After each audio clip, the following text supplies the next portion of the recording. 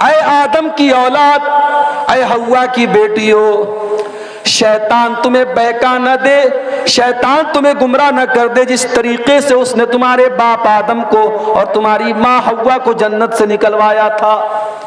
يَنزِعُ عَنْهُمَا لِبَاسَهُمَا، اس نے ان دونوں کے کپڑوں کو اتروا دیا تھا، دونوں کی شرمگاہیں نظر آنے لگی، دونوں کی ستر نظر آنے لگا، اور شیطان یہی چاہتا تھا دونوں ننگے ہو جائیں۔ پہلے دن سے ابلیس کا یہی مشن ہے، انسان ننگا ہو جائے، عورت ننگی ہو جائے، مرد ننگا ہو جائے۔ عریانیت، ولگیرٹی، اشلیلتا، یہ شیطان کا مشن ہے۔ اور اللہ کا حکم یہ ہے کہ تمہیں زنا کے قریب نہیں جانا ہے، تمہیں گندگی کے قریب نہیں جانا ہے۔ اسی لیے جب اللہ تعالیٰ نے قرآن میں لباس کا ذکر کیا، کپڑے کا ذکر کیا، تو کپڑے کا ایک مقصد یہ بھی بتایا کہ کپڑا تمہارے جسم کو ڈھانپنے کا ذریعہ ہے۔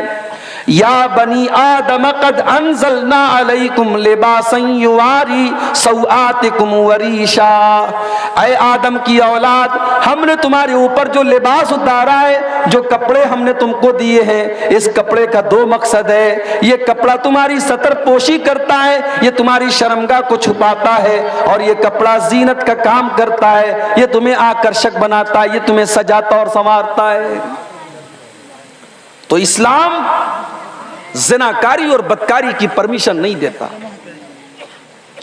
اسلام تو زناکاری اور بدکاری تک پہنچانے والے جتنے راستے ہیں، ان راستوں پر اسلام پابندی لگاتا ہے۔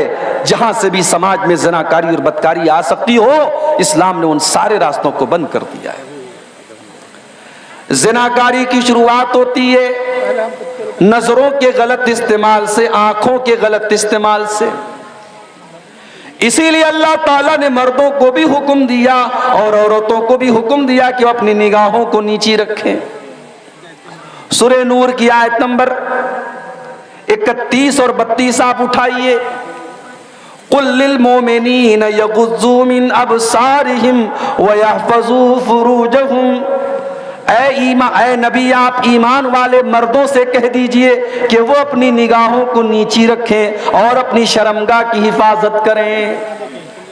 جب تک انسان کی نگاہ صحیح نہیں ہوگی، انسان کی نظر صحیح نہیں ہوگی، تب تک شرمگاہ کی حفاظت نہیں ہو سکتی۔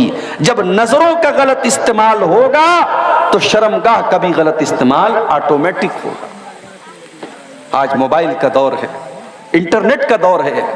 آج اگر سب سے زیادہ کوئی گناہ ہو رہا ہے تو نظروں کا گناہ ہو رہا ہے، نظروں کا زنا ہو رہا ہے، آنکھوں کا زنا ہو رہا ہے۔ اللہ کے نبی فرماتے ہیں العینان زناہما النظر، آنکھوں کا زنا غلط چیزوں کو دیکھنا ہے۔ والاذنان زناہما الاستماع، کانوں کا زنا غلط چیزوں کو، گندی باتوں کو سننا ہے۔ واللسان زناہ الکلام، زبان کا زنا غلط باتوں کو منہ سے نکالنا ہے۔ والید زناہ البطش، اور ہاتھ کا زنا غلط چیزوں کو ٹچ کرنا اور چھونا ہے۔ والرجل زناہ الخطا، اور پیر کا زنا غلط چیزوں کی طرف چل کے جانا ہے۔ والقلب یہوی ویتمنا، اور انسان کے دل میں غلط چیزوں کا خیال پیدا ہوتا ہے۔ والفرج یصدق ذلک او یکذبہ، اور اس کے بعد انسان کی شرمگاہ یا تو غلط کام کر ڈالتی ہے یا بچ جاتی ہے۔ تو نظر سے شروعات ہوتی ہے، اسی لیے اللہ تعالیٰ نے سب سے پہلے نظروں کی حفاظت کرنے کا حکم دیا۔ اس کے بعد صرف مردوں سے نہیں، عورتوں سے بھی کہا گیا وَقُلْ لِلْمُؤْمِنَاتِ يَغْضُضْنَ مِنْ أَبْصَارِهِنَّ وَيَحْفَظْنَ فُرُوجَهُنَّ، اے نبی آپ ایمان والی عورتوں سے کہہ دیجئے وہ اپنی نگاہوں کو نیچی رکھیں اور اپنی شرمگاہ کی حفاظت کریں۔ اب عورت اپنی شرمگاہ کی حفاظت کیسے کرے گی؟ اس کے لیے بہت ضروری چیز ہے عورت کا پردے میں رہنا، اور عورت کا اپنے حسن اور اپنی خوبصورتی کو چھپا کر کے رکھنا۔ اس لیے آگے اللہ نے فرمایا وَلَا يُبْدِينَ زِينَتَهُنَّ إِلَّا مَا ظَهَرَ مِنْهَا، اے ایمان والی عورتوں تم اپنی زینت کو کسی غیر مرد کے سامنے ظاہر مت کرو۔ اب زینت کے اندر عورت کا چہرہ بھی آ گیا، عورت کا پورا بدن آ گیا، عورت کے زیورات آ گئے، عورت کے جسم کے نشیب و فراز آ گئے، عورت سر سے پیر تک زینت ہے، اور اللہ نے کہا تیری زینت تجھے غیر مردوں کے سامنے ظاہر نہیں کرنا ہے۔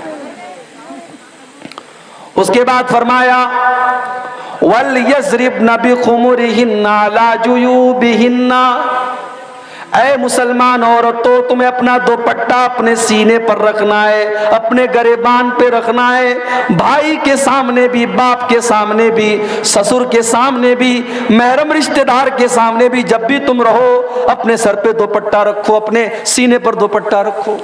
اللہ اکبر۔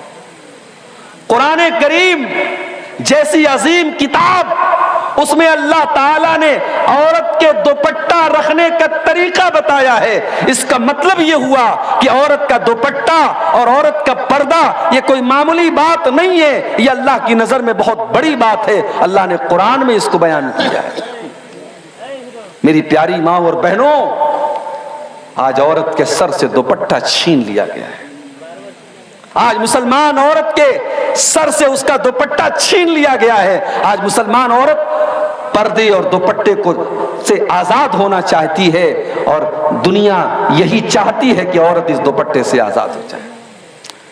مگر میں آپ سے کہنا چاہتا ہوں میری پیاری ماں بہنوں، اگر آپ کو جنت میں جانا ہے، اگر آپ اللہ تعالیٰ کو خوش کرنا چاہتی ہیں، جنت میں جانا چاہتی ہیں، تو آپ اپنے پردے سے کبھی سمجھوتا نہ کریں، آپ اپنے دوپٹے سے کبھی سمجھوتا نہ کریں۔ جنت کی عورتوں کے بارے میں بھی اللہ کے نبی فرماتے ہیں کہ وہ دوپٹے والی ہوں گی، وہ حیا والی ہوں گی۔ حدیث کے الفاظ ہیں، اللہ کے نبی فرماتے ہیں لَوِ اطَّلَعْتِ إِلَىٰ أَهْلِ الدُّنْيَا لَمَلَأَتْ مَا بَيْنَهُمَا رِيحًا، اگر جنت کی عورتیں زمین کی طرف جھانک دیں، زمین کی طرف ایک نظر ڈال دیں، تو زمین اور آسمان کے درمیان کی جتنی فضا اور جتنا ماحول ہے سب خوشبو سے بھر جائے۔ یہ جنتی عورت کی خوشبو ایسی ہوگی، اگر وہ صرف زمین کی طرف جھانک دے، دنیا کی طرف جھانک دے، تو دنیا خوشبو سے بھر جائے گی۔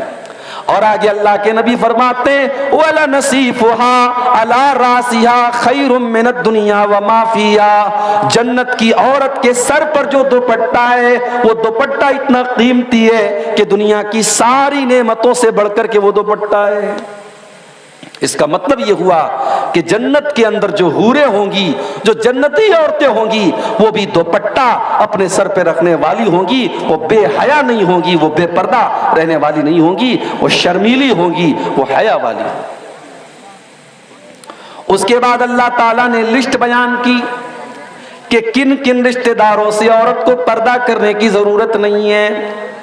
فرمایا وَلَا يُبْدِينَ زِينَتَهُنَّ إِلَّا لِبُعُولَتِهِنَّ أَوْ آبَائِهِنَّ أَوْ آبَاءِ بُعُولَتِهِنَّ، عورت کو اپنے باپ سے پردہ کرنے کی ضرورت نہیں ہے، اپنے شوہر سے پردہ کرنے کی ضرورت نہیں ہے، اپنے سسر سے پردہ کرنے کی ضرورت نہیں ہے، اپنی اولاد سے پردہ کرنے کی ضرورت نہیں ہے، اپنے سوتیلے بیٹوں سے پردہ کرنے کی ضرورت نہیں ہے، أَوْ إِخْوَانِهِنَّ، اپنے بھائیوں سے پردہ کرنے کی ضرورت نہیں ہے، أَوْ بَنِي إِخْوَانِهِنَّ، اپنے بھائی کے بیٹوں سے پردہ کرنے کی ضرورت نہیں ہے، او بنی اخواتہن، اپنی بہن کے بیٹوں سے یعنی اپنے بھانجوں سے پردہ کرنے کی ضرورت نہیں ہے، او نسائہن، عورت کو عورتوں سے پردہ کرنے کی ضرورت نہیں ہے، او ما ملکت ایمانہن، لونڈیوں سے اور گھر میں کام کرنے والی نوکرانیوں سے پردہ کرنے کی ضرورت نہیں ہے،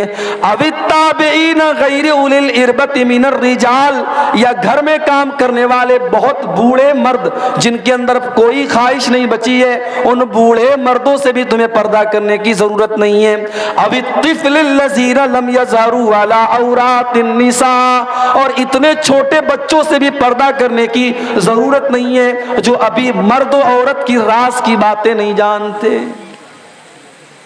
اللہ نے کہا کہ بچے ایسے ہونے چاہیے جو عورت کی راز کی باتیں نہ جانتے۔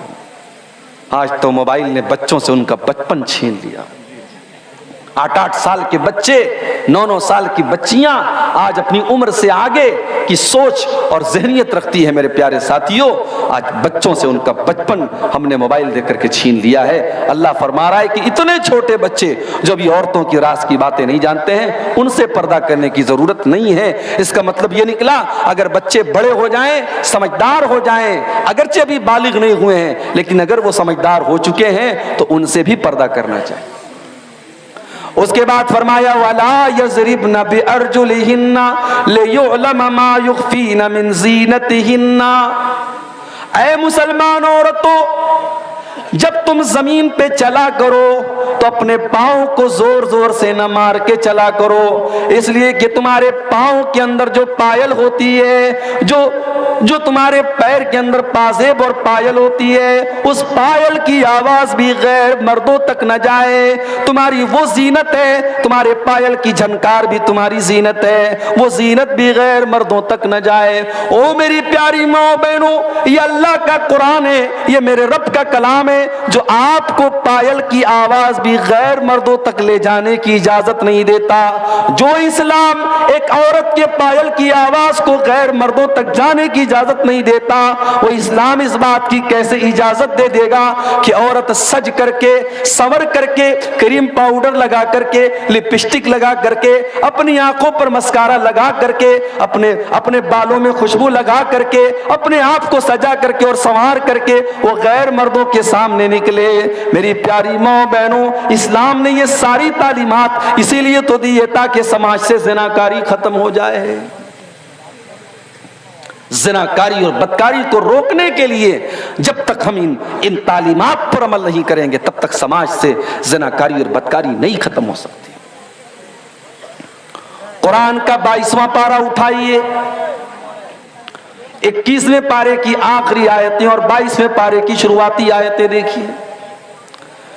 حکم تو دیا جا رہا ہے نبی کی بیویوں کو، خطاب تو کیا جا رہا ہے نبی کی بیویوں کو، مگر ان کے ذریعے پوری امت کو کچھ پیغام دیا جا رہا ہے۔ یا ایھا النبی قل لازواجک ان کنتن تردن الحیاۃ الدنیا وزینتها فتعالین امتعکن واسرحکن سراحا جمیلا۔ اے نبی، اپنی بیویوں سے کہہ دیجئے اگر تم کو دنیا چاہیے اور دنیا کی دولت چاہیے تو آ جاؤ، میں تم کو دنیا کی دولت دے دیتا ہوں، لیکن میں تم کو طلاق دے دیتا ہوں، میں تم کو چھوڑ دیتا ہوں۔ میری ماں اور بہنوں، آج شوہر اگر حلال طریقے سے پیسہ کماتا ہے، اگر شوہر محنت کر کے پیسہ کماتا ہے تو عورتوں کو راس نہیں آتا، ان کو یہ لگتا ہے ہمارے ارمان پورے نہیں ہو سکتے۔ آج کتنی عورتیں ہیں جو شوہر کو مجبور کرتی ہیں کہ وہ ان کا شوق پورا کرنے کے لیے ناجائز راستے اپنائے، حرام راستے اپنائے، غلط طریقے اپنائے۔ نبی اکرم کی بیویاں جو اس امت کی مائیں ہیں، جب اللہ کے نبی کی بیویوں نے ایک مرتبہ اللہ کے نبی سے ڈیمانڈ کی کہ ہمارے خرچے بڑھنے چاہیے، ہماری آمدنی بڑھنی چاہیے، ہمیں پیسہ زیادہ ملنا چاہیے، مدینہ کی اور عورتیں بہت آرام سے رہتی ہیں، ہمیں بھی آرام سے رہنے کا حق ہے، جب انہوں نے اللہ کے نبی سے یہ مطالبہ کیا تب قرآن کی یہ آیت نازل ہوئی۔ قرآن کی یہ آیت نازل ہوئی اور اللہ نے اپنے نبی کے ذریعے اپنے نبی کی عورتوں کو یہ پیغام دلوایا کہ اگر تم کو دنیا چاہیے اور دنیا کی دولت چاہیے تو آؤ، میں تم کو دنیا کی دولت دے دیتا ہوں، مگر پھر تم کو نبی کے گھر میں رہنے کا ادھیکار نہیں۔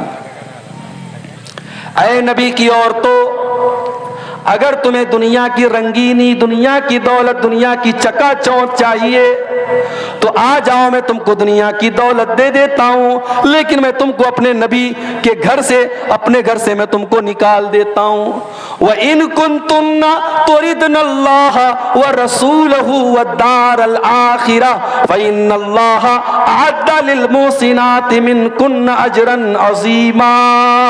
اور اگر تم اللہ سے محبت کرتی ہو، رسول سے محبت کرتی ہو اور آخرت میں اپنا گھر بنانا چاہتی ہو تو اے نبی کی بیوی ہو، تم نبی کے ساتھ رہو، اچھے کام کرتی رہو، اللہ کے نبی کے ساتھ رہو گی تمہیں اللہ جنت عطا کرے گا۔ ہاں تمہیں نبی کے گھر میں عیش و آرام تو نہیں ملے گا، بہت اچھا گھر تو نہیں ملے گا، بہت اچھا کھانا تو نہیں ملے گا، لیکن اگر تم نبی کے ساتھ نیکی کا کام کرتی رہو گی تو اللہ کا وعدہ ہے تم کو جنت ضرور ملے گی۔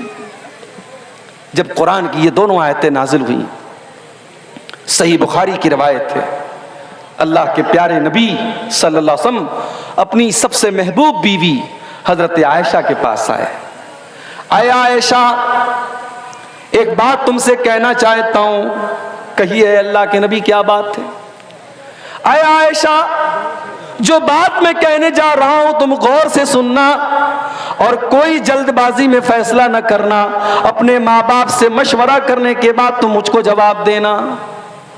اے اللہ کے نبی کیا بات ہے؟ آپ اس طریقے سے کیوں کہہ رہے ہیں؟ آخر معاملہ کیا ہے؟ آپ نے قرآن کی یہی دونوں آیتیں پڑھ دیں۔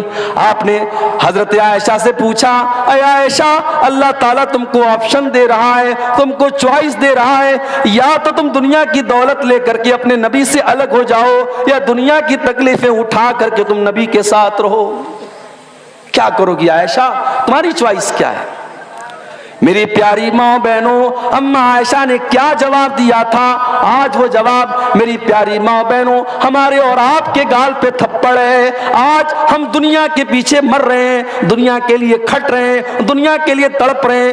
آج ہماری مائیں بہنیں حضرت عائشہ کے اس جواب کو سن کر کے سوچے کہ آج ہم کہاں کھڑے ہیں۔ اماں عائشہ فرماتی ہیں، اے اللہ کے نبی، افی ھذا استامر ابویا، اے اللہ کے نبی، کیا اس کے بارے میں مجھے اپنے ماں باپ سے مشورہ لینا پڑے گا؟ نہیں نہیں، اے اللہ کے نبی، مجھے اپنے ماں باپ سے مشورہ لینے کی ضرورت نہیں ہے۔ اے اللہ کے نبی، میرا جواب بالکل کلیئر ہے، میرا جواب بالکل واضح ہے، میں نے اللہ کو چن لیا، میں نے رسول کو چن لیا، میں نے جنت کو چن لیا۔ مجھے نہیں چاہیے دنیا کا عیش و آرام، مجھے نہیں چاہیے اچھا گھر بار، مجھے نہیں چاہیے اچھا کھانا، میں اللہ کو چنتی ہوں، میں رسول کو چنتی ہوں، میں جنت میں مکان کو چنتی ہوں۔ یہ جواب تھا حضرت عائشہ کا۔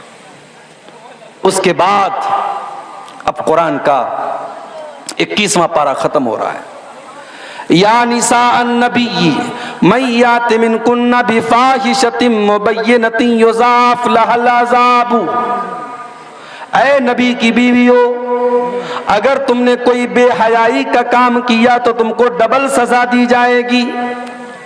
وَكَانَ ذَلِكَ عَلَى اللَّهِ يَسِيرًا، اور اللہ تعالیٰ کے لیے کوئی مشکل کام نہیں ہے۔ جس کا مقام جتنا بڑا ہوگا اس کے گناہ کی سزا بھی اتنی زیادہ ہوگی۔ غلط کام عام آدمی کرے تب بھی غلط ہے، اور عالم دین کرے تب بھی غلط ہے، لیکن عالم دین اگر غلط کام کرے گا تو اللہ کی پکڑ زیادہ ہوگی کہ تم عالم تھے، تم تو جانتے تھے، تم نے یہ غلط کام کیوں کیا، اس کو اللہ کے زیادہ جواب دینا پڑے گا۔ اب یہاں سے قرآن کا 22واں پارہ شروع ہو رہا ہے، بڑے غور سے سنیے گا۔ سماج اور سوسائٹی کی اصلاح کیسے ہو سکتی ہے، اللہ نے طریقہ بتایا ہے قرآن کی آیتوں میں۔ وَمَن يَقْنُتْ مِنكُنَّ لِلَّهِ وَرَسُولِهِ وَتَعْمَلْ صَالِحًا، اور اے نبی کی عورتوں، تم میں سے جو اللہ تعالیٰ کی فرما بردار ہوگی، جو رسول کی فرما بردار ہوگی۔ یہاں اللہ نے قنوت کا لفظ استعمال کیا ہے۔ قنوت جانتے ہیں؟ دعائے قنوت ہم لوگ پڑھتے ہیں وتر کی نماز میں۔ یہ مصیبت آنے پر ہم قنوت نازلہ پڑھتے ہیں۔ قنوت کا مطلب ہوتا ہے اللہ کی تابعداری کرنا، اللہ کی فرما برداری کرنا، اللہ کی پرماننٹ بات ماننا۔ تو یہاں قنوت کا لفظ استعمال کیا گیا ہے، یعنی اللہ تعالیٰ یہ کہہ رہا ہے کہ اے میرے نبی کی عورتوں، اگر تم اللہ اور اس کے رسول کی پرماننٹ فرما برداری کرو گی اور نیک عمل کرو گی تو ہم نے تمہارے لیے جنت کو تیار کر کے رکھا ہے۔ اس کے بعد فرمایا، یا نساء النبی لستن کاحد من النساء، اے نبی کی عورتوں تم عام عورتوں کی طرح نہیں ہو۔ ان اتقیتن، اگر تم اللہ سے ڈرتی ہو، فلا تخضعن بالقول، تو تم اپنی آواز میں لچک پیدا نہ کرو۔ کسی غیر مرد کے ساتھ بات کرنے کے ٹائم تمہاری آواز میں لچک پیدا نہ ہو۔ موبائل پر آج ظاہر ہے ہر گھر میں موبائل ہے، لڑکیوں کے پاس بھی موبائل ہے، ماں کے پاس بھی موبائل ہے، بیٹی کے پاس بھی موبائل ہے۔ موبائل پر کبھی کسی انجان نمبر سے بھی کال آ سکتا ہے، کسی غیر مرد کا بھی کال آ سکتا ہے۔ اب ایک مسلمان عورت کیا موبائل استعمال نہ کرے؟ نہیں کرے گی، استعمال تو کر سکتی، لیکن استعمال کرنے کا طریقہ کیا ہے؟ قرآن کریم نے 1400 سال پہلے بتا دیا کہ ایک عورت اگر موبائل پر کسی غیر مرد سے بات کرے تو کیسے کرے۔ فرمایا تیری آواز میں لچک نہ ہو، تیرے انداز میں کشش نہ ہو، تیرے انداز میں سختی ہو، تو کڑک انداز میں بات کرے، تو کٹھورتا کے ساتھ بات کرے، تاکہ سامنے والے کو یہ نہ لگے کہ مجھے سگنل مل رہا ہے اور میری دال یہاں گل سکتی ہے، میرا مسئلہ یہاں حل ہو سکتا ہے۔ جب عورت کڑک انداز میں بات کرے گی، سامنے والا سمجھ جائے گا یہاں میری دال گلنے والی نہیں ہے۔ عورت کی آواز کے اندر بھی ایک کشش ہوتی ہے۔ بہار میں بعض علاقوں میں نے سنا مردوں کے مجمع میں عورت تقریر کر رہی ہے، اللہ معاف کرے، مشاعرے ہوتے ہیں، شاعرات آتی ہیں، اور مجھے کہنے دیجئے جب شاعرات آتی ہیں مشاعروں میں تو ان کی شاعری سنی کم جاتی ہے اور دیکھی زیادہ جاتی ہے۔ ان کے لٹکے جھٹکے اور ان کی زلفیں اور ان کے چہرے کے جو نشیب و فراز ہوتے ہیں اس کو زیادہ دیکھا جاتا ہے، نوجوانوں کو بڑا مزہ آتا ہے۔ میرے بھائیوں، عورت کی آواز کے اندر بھی ایک کشش ہے، اور اسی لیے اللہ کہہ رہا ہے اپنے نبی کی بیویوں سے فَلَا تَخْضَعْنَ بِالْقَوْلِ، تم غیر مردوں سے بات کرنے کے ٹائم اپنی آواز میں لچک پیدا نہ کرو، فَيَطْمَعَ الَّذِي فِي قَلْبِهِ مَرَضٌ، سامنے والے کے دل میں اگر بیماری ہے، شہوت کی بیماری ہے، تو وہ تمہارے بارے میں کہیں غلط خیال نہ اس کے دل میں آ جائے۔ لیکن کڑک انداز میں بات کرنے کا یہ مطلب نہیں ہے کہ آپ بدتمیزی کریں، آپ گالی گلوچ کریں۔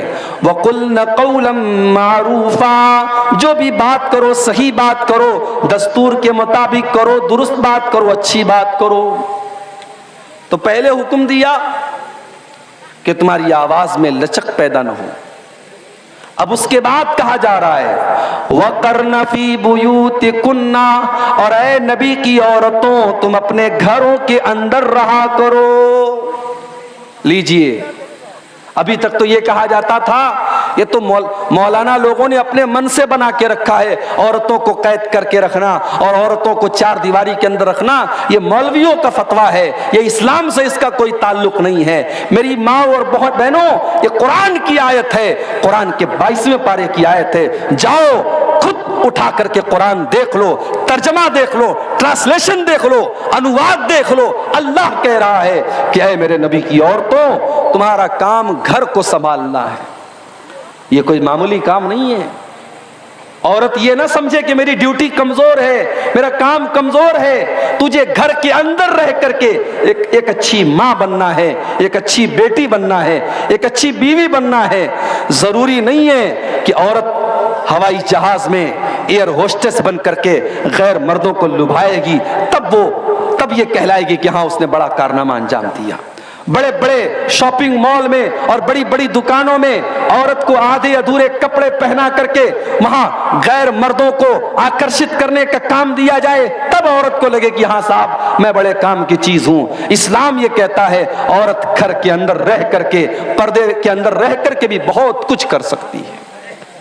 وَقَرْنَ فِي بُيُوتِكُنَّ، اپنے گھروں کے اندر جمی رہو۔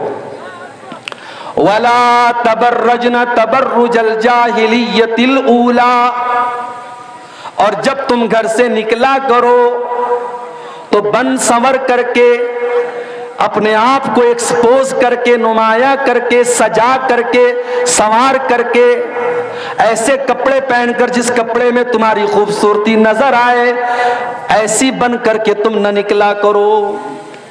تبرج عربی میں برج کہتے ہیں، کسی قلعے کی ایسی عمارت کو جو دور سے نظر آئے اس کو عربی میں برج کہتے ہیں، اسی سے بنا ہے تبرج، یعنی عورت ایسی بن کر کے نہ نکلے کہ دور سے ہی پتہ چل جائے کہ ہاں عورت جا رہی ہے۔ آج تو حالات یہ ہیں ماشاءاللہ، لیڈیز کے پرفیوم الگ آ رہے ہیں، جینٹس کے پرفیوم الگ آ رہے ہیں۔ اب تو خوشبو بتا دیتی ہے کہ کوئی اس راہ سے ہو کر گیا ہے۔ میری ماں اور بہنوں، اسلام تو وہ دین ہے جو عورت کو خوشبو لگا کر کے غیر مردوں کی مجلس کے پاس سے گزرنے سے منع کرتا ہے۔ اللہ کے پیارے نبی فرماتے ہیں ایما امرأۃ استعطرت فمرت بالمجلس، جو عورت خوشبو لگا کر کے غیر مردوں کی مجلس کے پاس سے گزرتی ہے، فَهِيَ كَذَا وَكَذَا، ایسی عورت بد چلن ہے، بے حیا ہے، زانیہ ہے، ایسی عورت کو اللہ کے نبی نے بد چلن قرار دیا ہے۔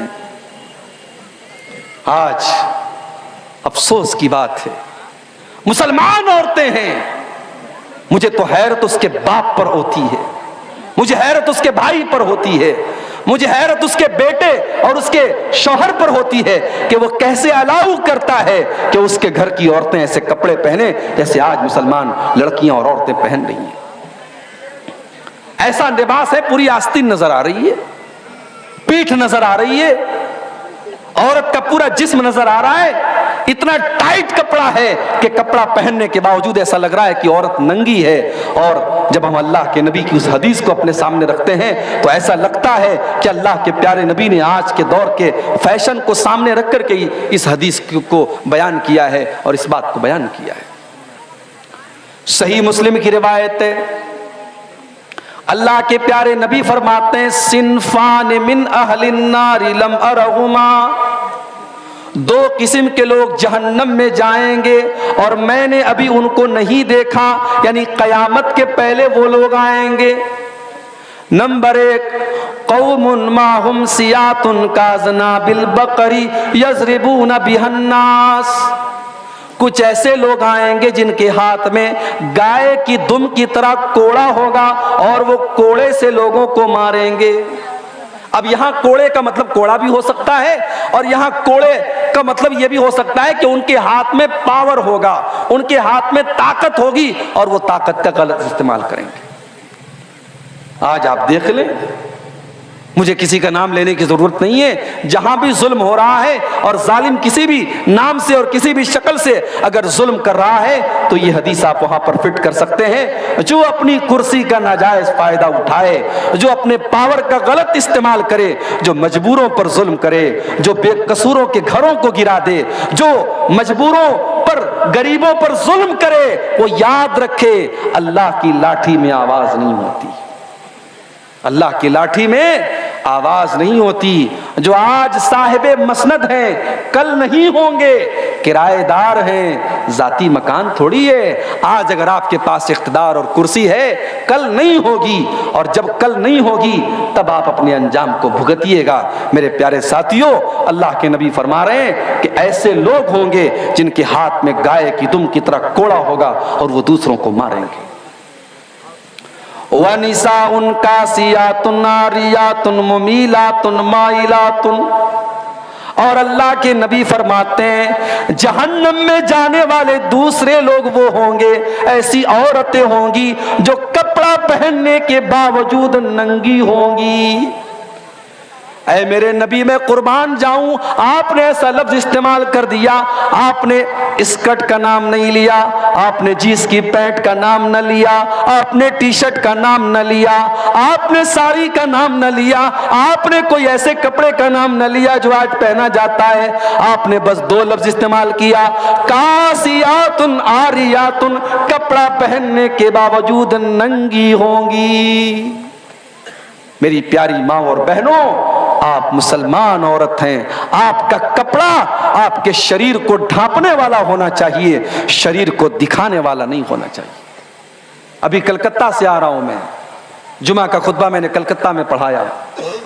کلکتہ کی سڑکوں پر مسلمان عورت جا رہی ہے، ماشاءاللہ نقاب میں جا رہی ہے، نقاب میں جا رہی ہے، مگر اس نقاب کے اندر اتنے ڈیزائن بنے ہیں، اتنے نقش و نگار بنے ہیں، اتنے اس کے اندر اتنا اس نقاب کو سجایا گیا ہے کہ شاید بغیر نقاب کے اگر وہ عورت گزرتی تو شاید اتنی توجہ اس کی طرف نہ دی جاتی جتنی نقاب کی وجہ سے دی جا رہی۔ میری پیاری ماں بہنوں، नकाब और पर्दे का हुक्म इसलिए दिया गया है ताकि औरत को छुपाया जा सके।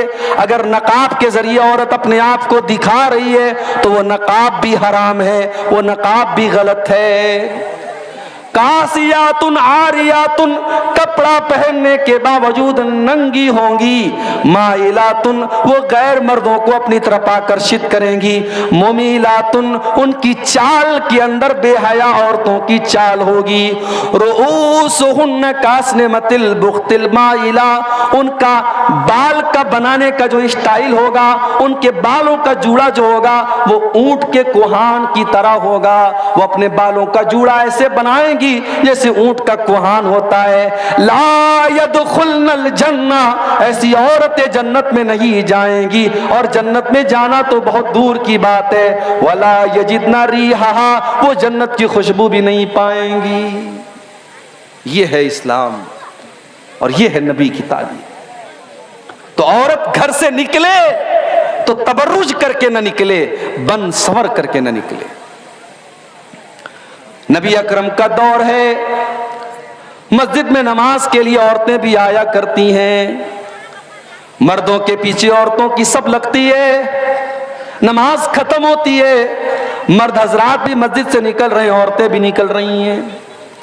अल्लाह के प्यारे नबी की नजर पड़ गई। आपने देखा कि मर्दों और औरतों की भीड़ आपस में गुडमुड हो रही है, मिल रही है। आपने बड़े गुस्से में औरतों से कहा, इस्ताखिरना, ऐ औरतों तुम पीछे हट जाओ। लैसा लकुन्ना अन तहकुकन तरीक, बीच रास्ते में से चलना तुम्हारा काम नहीं है। औरतों पीछे हटो, तुम्हारा काम बीच रास्ते में से चलना नहीं है, मर्दों से सट करके चलना नहीं है। अलैकुन्ना बिहाफाति तरीक, ऐ औरतों तुम किनारों से चलो, तुम रास्ते के किनारों से चलो, बीच रास्ते में से न चलो। ओ मेरी प्यारी माँ बहनों, वो रात रात भर जलसे और तकरीरें सुनने वाली औरतें तो नहीं थी। उन्होंने नबी की हदीस को सुना, उन्होंने नबी के जुमले को सुना। हदीस के अल्फाज हैं, फकानतिल मरअतु तल्तसिकु बिल जिदार। नबी का एक जुमला सुनने के बाद औरतों ने अल्लाह के नबी की बात पर अमल किया और इतना किनारे से चल रही थीं कि बाज औरतें दीवार से चिपक करके चलती थीं और उनका कपड़ा दीवार में फंस जाया करता था। नबी ने एक जुमला इस्तेमाल किया और उनके पर्दे का ये आलम था, उनकी इताअत का ये आलम था। मेरे प्यारे साथी, वला तबर्रजना तबर्रुजल जाहिलियतिल ऊला, ऐ नबी के घर की औरतों तुम बन सवर करके न निकला करो। व अकिमनस सला, और तुम नमाज कायम किया करो।